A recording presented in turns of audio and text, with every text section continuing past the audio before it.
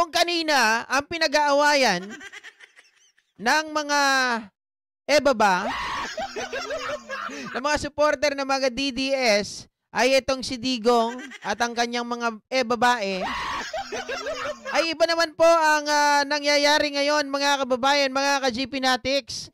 Dahil itong si Sal Panelo mukhang talagang lumalambot na. Bakit? Nung nakaraan mga kababayan, grabe ang tirada nito kay Harry Roque. 'Di ba? Pero ngayon mga kababayan, isa na naman nilang kaalyado ang binabanatan ni Panelo. Nilalaglag po ang kanyang kakampi. Ang sinasabi nito, ang Duterte Youth daw ay manggagamit lang. Aba, Panelo ha, nakakaramdam ka na ba na wala ng pag-asa yung patron mo? Mga kababayan, mga ka-GP Natics, etong si Panelo ay naglabas po ng kanyang quote card or statement. Di ko lang mahanap kung nasan talaga yung kabuuan nito. Pero syempre, inilabas naman ito ng atin pong mainstream media. So, nangangahulugan na ito ay tama. Okay? So, sabi rito, mga kababayan, yung Duterte Youth. Yari kayo ngayon, Cardema. Wala talaga akong kabilib-bilib dyan. Ginamit lang talaga nila yung pangalang Duterte. Lalo yung mga nasa likod niyan. Puro mga hindi magagandang record niyan talagang ginagamit lang nila. Sino kaya yung mga nasa likod ng mga to, mga kababayan, no? Eto, bumibirada si Sal Panelo. Alam nyo, totoo naman talaga yan. Unang-una, paano natin mapapatunayan na ginagamit lang nila ang Duterte? Ito kasing si Ronald Cardema at yung kanyang asawa na si Dushil, mga kababayan, mga ano talaga yan, mga pro-Marcos yan. Mga nakikipag-away yan sa UP dati. Kaya nga naging ninong yan si si PBBM nung kasal nila. Ang problema kasi mga kababayan, nung panahon na yan, nakipaglaban sila sa di ba, sa UP. Talagang matitigas na mga pro-Marcos ito noon.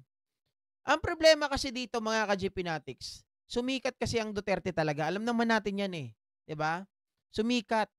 So itong mga to, para sila po ay mapagbigyan, makaupo ng pwesto, makakuha ng pwesto sa Kongreso, ginamit nila ang Duterte. Ang pangalan ng Duterte Youth. Dahil nga malakas, yan yung sinasabi ko sa inyo kanina Bakit ba nagpapalit ng pangalan or bakit ginagamit nila yung pangalan na mas kilala like si Sara Duterte, Duterte ang gamit niya, hindi po Carpio kasi yan ang tinatawag na name recall. 'Di ba? Easy to recall, mga kababayan, madaling matandaan.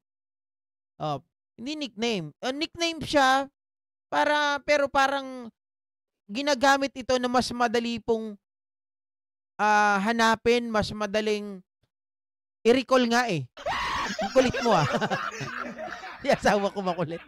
Mas madali siyang tandaan, mga kababayan. So, Duterte Youth. Pag sinabi mong Duterte, ito, okay to. Pag Duterte to, tagasunod to ng mga Duterte, sigurado. Which is, tagasunod naman talaga sila ng Duterte nung panahon na naging naging Duterte Youth na sila. Diba? Kinuha na nila, ginamit na yung pangalan, at siguro nakatikim na ng pera. Diba? Pera galing sa sahod ng mga kongresista. Ayun na, pinagpatuloy na ang kahunyanguan.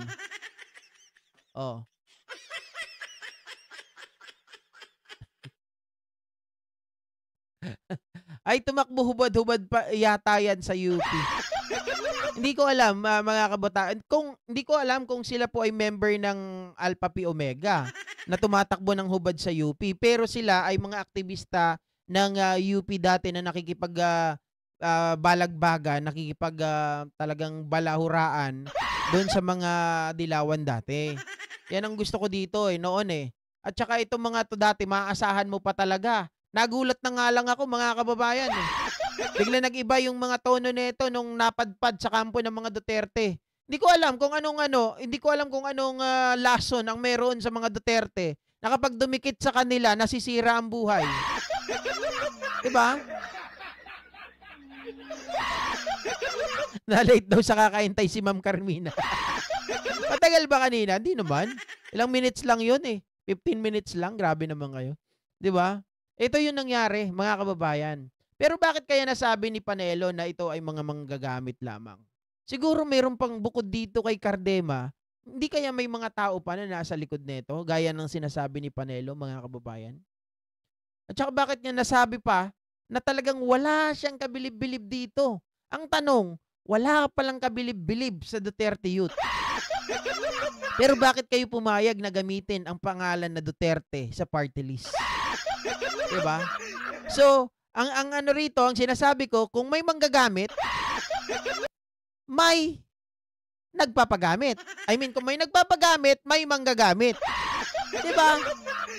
Kasi alam naman natin, mga kababayan, mga ka-GPnatics, yang Duterte Youth, ay kakampi nyo rin yan pagdating sa Kongreso. Noong iniimbestigahan nga sa Kongreso itong si Digong, diba? Biglang umepal si Drixie May Cardema na hindi naman niya pala tunay na apelyido. Drixie May Cardema, hindi niya tunay na apelyido. Oh. Nagsalita doon, parang bata. Mas magaling pa yung grade 1 o Kinana Japan. Oh, pero tuwan-tuwa kayo doon. Hindi kayo umaangal. Ngayon na lumalabas yung katarantaduhan at na kansela na nga ang kanilang rehistro, nagsasalita. Itong si Panelo. Sabi nung kaano ko, hanggang ngayon, ano pa rin eh, pangalanan ko na kaya to. Yung nakakaaway ko sa Facebook, nakakasagutan ko sa komento, sabi niya ganun, mas pipiliin niya daw, ano ba yung sagot niya? Bakit daw kinansela yung rehistro ng Duterte Youth, sila naman daw ang sumusunod. Sabi ko, ikakansela ba yan kung sila yung sumusunod? Eh, para kang ano yan eh, ikaw ba? Sabi ko sa kanya kanina at yung kagabi, sabi ko sa kanya, ikaw ba? Eh, pinanganak ka sa mundo, hindi ka pinarehistro ng magulang mo, tingin mo, counted ka sa PSA? Yun ang sagot ko sa kanya. Tingin mo, counted ka sa census? Hindi. 'Di ba? Kapag ikaw, mga kababayan, hindi pinanganak ka at hindi ka pinarehistro ng magulang mo, hindi ka po counted sa rehistro ng census, hindi ka rin rehistrado sa PSA. Magiging rehistrado ka lang kapag nagpa-late registration.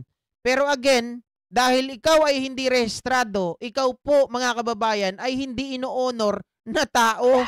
Hindi ka counted eh. Sa madaling sabi, ikaw po ay putok sa buho. Ikaw, ibig sabihin, ikaw po ay parang alien na walang pagkakakilanlan. Oh, sabihin natin, pinanganak si ganito, kilala natin. 'Di ba? Kilala ng kapitbahay mo. Pero ang gobyerno na kumikilala, 'di ba, sa mga listahan ng mga Pilipino, ay hindi ka po kasama doon.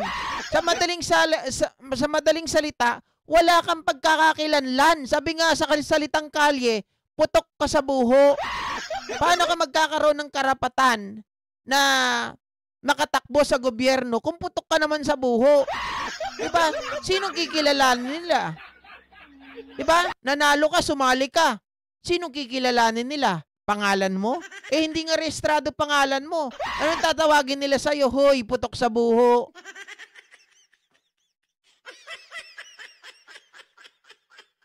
Mga DDS, ang hirap makaintindi. Pero mo, sumusunod daw sa batas. Saan ang sinunod nila sa batas? Simpleng qualification ng registration. Hindi sila nagparehistro. Pangalawa, hindi sila nag-public ng kanilang registration. Hindi rin po sila nag-hearing, mga kababayan, ng kanilang registration. Sa madaling sabi, budol to mga to. Oh.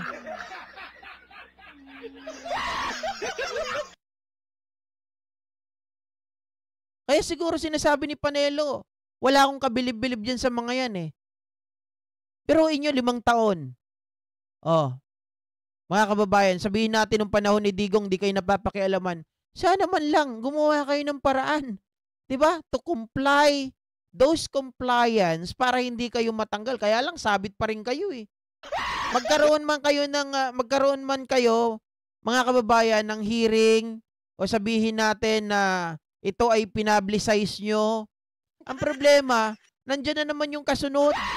Meron kayong mga kaso. Dalawa pala yung kaso nila ng misrepresentation.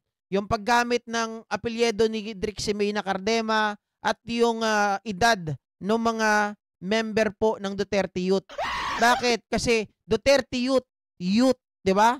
25 to 30 years old. Pero ang kanilang mga member, mga kababayan, hindi po youth. Gayut na.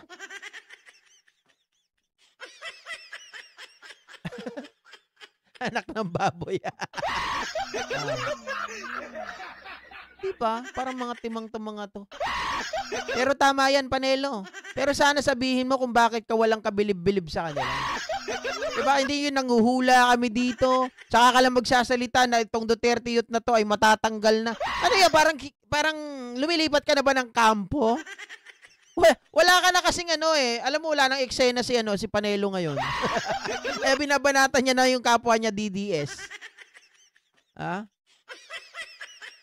Sabi ni Ma'am Eva, Sir GP, pasensya, galing ako sa 3 magkakaibang meeting. Okay lang yan, Ma'am Eva Hernandez, walang problema yan. May team replay naman tayo. Diba? Sabi ni Malot, parang Alice Go, binudol niya lahat ang tao sa Bambantarlac, pati yung mayor ng Suwal, Pangasinan. Hindi, nagpabudol din yun.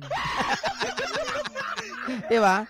Basta DDS Sir GP, sakit sa ulo sa SOCMED, hirap makaintindi. Kaya nga, nahirapan na ako, guys. Sabi ko nga kagabi, tulog na ako, tulugan na lang kita, bukas na lang ako magre-reply sa'yo. Tinadtad ako ng reply, puro wala namang kakwenta-kwenta. Susunod nga, ipopost ko na yung pangalan nun eh. Sabi ko, salamat ka. Mabuting tao ako.